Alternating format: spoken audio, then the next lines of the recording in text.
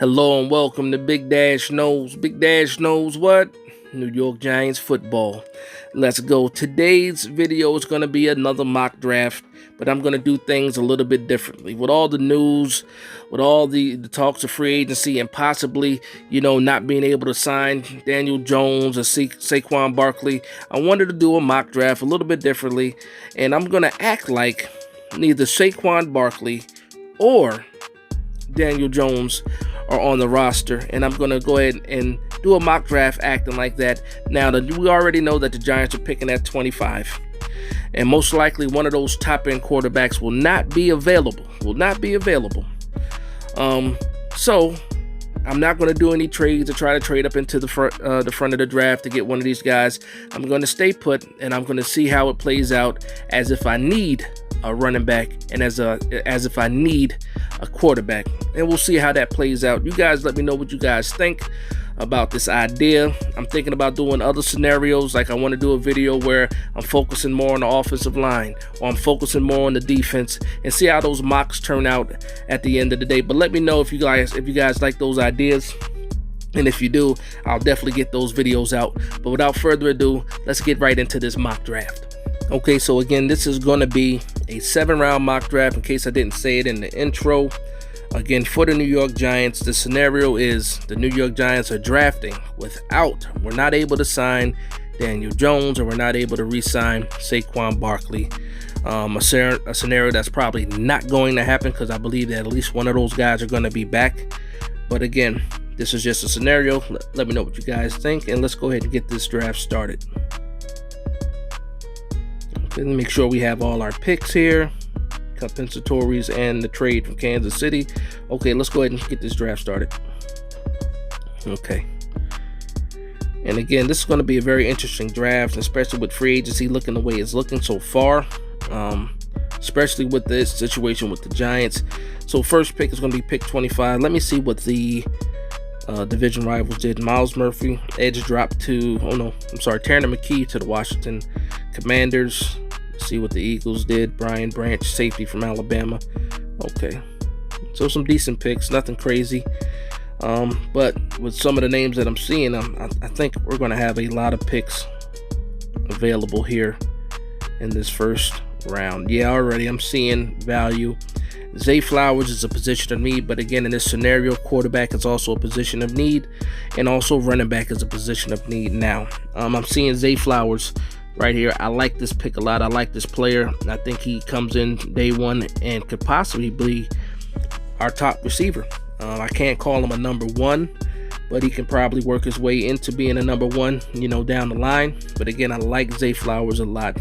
Great tape on Zay Flowers. Andre Carter.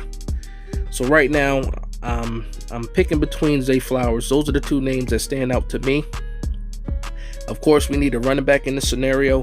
Bijan Robinson is there, but I'm not valuing him in that first round. Not going to do that yet. Not quite.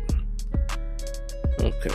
So right now, I already know. Even though we have Azeez Ojulari, on the opposite side of Kayvon Thibodeau, Andre Carter is the type of talent at the edge rush, and also I'm looking at my positions of need, and I don't see another person outside of Zay Flowers. I do like Andre Carter more, and because Azeez Ojulari had so many injuries this past season, a guy like Andre Carter can come in, fill in, battle Azeez Ojulari actually for a starting spot. But if not, a great rotational guy, a guy that you can put in there on third down and get pressure on the quarterback.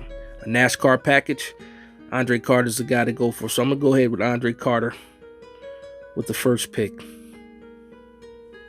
And let's see what the Dallas Cowboys did right behind us. They went with Bijan Robinson. Makes a lot of sense because they're looking for a running back. Buffalo Bills goes Zay Flowers. And then Will McDonald goes to Philadelphia. Now, I thought, Philadelphia went safety in the first round. Okay, and look, the Steelers take Michael Myers. So now we're at pick 57. We're at pick 57. Let's see who's on the board right now. John Michael Schmitz is there. Now, if I want to solidify my offensive line for years to come, John Michael Schmitz is going to be that guy. Absolutely be that guy. But let's see if anybody else falls. Trenton Simpson, if you guys been following me, you know how much I like Trenton Simpson at linebacker. I think he's a plug and play, a guy that fits right into Wink Martindale's scheme, and a guy that can cause some damage for us. Joe Tippmann is also there. So, Jack Campbell's there. Jamie Robinson is there as well. So, Jalen Hyde as well. If I'm Joe Shane, I'm thinking about solidifying this offensive line because we didn't fix it for Eli. We're trying to fix it for Daniel Jones, but we failed for a few years. John Michael Schmitz is sitting here at 57. I'm going to take him, no brainer, run that card up to the podium. So now we've drafted an edge rusher. We drafted our center for the future. Let's see what's going to happen with this third round pick. Now, this third round pick, there's been rumors that the New York Giants have been talking with Hendon Hooker from Tennessee. So I'm going to see if Hendon Hooker could possibly be an option here. And I'm seeing Hendon Hooker there at 94. I'm also seeing Drew Sanders at 95. Now, Drew Sanders is another guy. Started out as an edge rusher in Alabama, moved to Arkansas, and he played some edge, and he also played interior linebacker. I'm very high on Drew Sanders. Dorian Williams is another linebacker, good linebacker prospect as well. So I like both of those guys here. Jaden Reed, good wide receiver option. So again, I'm not going to go defensive interior this early. I already solidified my edge wide receiver. I think I can get more value later on. Running back Kendra Miller. I like that. I like him there. And I'm just trying to see if anybody else there that I would like to pick up instead. I do have pick 100 right after this. So I'm going to try my luck because I want more value. I'm not going to go with Hendon Hooker here. I know you guys are going to be like, crazy, Dash, you're crazy. Daniel Jones is no longer team. We need a quarterback. But I'm going to sit here. I'm going to go, not with Hendon Hooker. I'm going to go and see if I can take a chance. See if I can take a chance and Hendon Hooker still be there because I want to get even more value. Call me crazy. I know it's not the smartest thing in the world. And you know what? This is live time. I'm going to go ahead and draft. I'm going to draft Hendon Hooker here. I'm going to go ahead and do that. I'm going to draft him here because, this is just a mock. And we'll see what happens. And the halfbacks still happen to be there. Dorian Williams, Ivan Pace, they're all still here. And look who else is here. Tyjae Spears is here. This is great value. I'm picking at 100. He happens to be ranked 100. I think that's a great pickup here. Kendra Miller is also good, but I saw that Senior Bowl week for Tyjae Spears, and the man turned heads. Not the biggest guy in the world, but definitely a tough runner. Gives you some agility as well. So let me go ahead with Tyjae Spears here. So now we're going to go into the fourth round where I pick 128. And let's see what happens here. So again, we have addressed the quarterback position. We have addressed, running back. We have addressed edge room and also our center. So what's next? Okay, perfect. Right here is Cam Jones, interior linebacker from Indiana. This is a good pick, good value here. Zach Pickens also good value here. Tyler Steen, Jartavius Martin is a cornerback. They have him listed as a cornerback, but he's more likely going to play safety at the next level. I do like DJ Turner as well as a cornerback option. So I'm leaning cornerback. I also like Cam Jones at linebacker. I have not addressed the interior linebacker spot yet. I know there's some value a little bit later. Especially in that fifth round, there's a couple guys that might fall that far. But do I like Cam Jones more than I like Voorhees or more than I like the cornerback DJ Turner? I do know that Darian Beavers will be back this year. Can Micah McFadden take a step up? I don't know. But right now, I know for the cornerback spot, there is nobody behind Adoree Jackson. And I do like DJ Turner. I think he is a type of player that Wink would like. You could put him on an island. You could put him in one-on-one. The guy is very, very fast. Reports that he can run in a 4.2. Good size, very physical corner. I'm going to go with DJ Turner here at pick 128. I reached a little bit, about 6 spots is the reach, but we'll see how he grades out at the end. All right, so now we're at pick 162. I still need a wide receiver, and bang, look, guys, Xavier Hutchinson is right there. I just want to see who else might be there. To me right now, this is a no-brainer. You know, Jonathan Mingo is also there, but I'm liking Xavier Hutchinson a little bit more because I think he gives you a little bit more than Jonathan Mingo. I'm going to go with Xavier Hutchinson here because that value is too good. He's ranked 148. We're picking at 162. This is one of those situations where a guy just falls into your lap, pause, and you go ahead and you grab him. Xavier Hutchinson. Okay. Now I'm still looking for a linebacker. You know, Xavier Hutchinson being there, the 5th round has some nice linebacker talent in that fifth round. So I'm in the 6th round now. I already addressed the running back spot, and another position of need is Cameron Latu. I've drafted him in a few different mocks before. Good tight end prospect. Great guy to add to the room with Daniel Bellinger. You know, you grow that room, you keep it young as well. And now you can run that similar system, a little bit of 12 package and things like that with Bellinger and Latu. And it's not going to be a big drop off as far as your play calling ability. So I'm going to go ahead and draft Cameron Latu here. Next pick is 9 spots away. You know, pick 218. Let's see what we can do here. Got a tackle, Warren McClendon from Georgia, another edge, another cornerback here, and also a wide receiver. I like Elijah Higgins. That's that big body wide receiver, kind of put you in the mold of an Evan Ingram type, you know, muscular, rocked up wide receiver that you can possibly move into a tight end spot, give you some versatility. Let's see who else is there. So, okay, Jaron Hall, shorter. All right, Demario Douglas. Let's see. Okay. I do see a name here, Darius Davis, a little bit lower, might be a reach in some people's eyes. Smaller guy that can play wide receiver, but also is a return specialist. Kick return, punt return. If he's on your roster, he's going to be the guy that you put back there in both of those situations. Crazy fast, crazy elusive, can get you a ton of yards. Also, in a pinch, you can play him at wide receiver. And the more that I'm talking about him, the more I want to go back down there and draft him. Let's see, we're picking at 228. Let's see what he's ranked at. He's ranked at 232, so this will be a reach. This will be a reach. And now, you know what? Let's do a case study.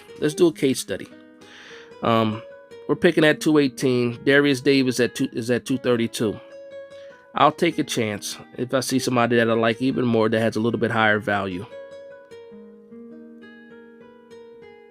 Funny thing is, I don't see anybody that possibly have higher value. Maybe Darrell Luter out of South Alabama, but the competition he played against might be a little bit something else. But another cornerback, but we did already address the cornerback position with DJ Turner, but that room is kind of thin. So he was probably going to be number 1 on my list here. Warren McClendon gives you some additional help. Actually, you know what? Let's go ahead and address the line here. Give you some more versatility. Guy that can play tackle and guard like a lot of Georgia prospects. Let's go ahead with Warren McClendon here. And now we're going to take this chance to see if Darius Davis makes it to 242. Again, he was ranked at 242. And let's see what happens. 228. And nope, he is gone. Let's see where Darius Davis went. He went to... Let's see. He went to the Kansas City Chiefs. The rich keep getting richer. Wow.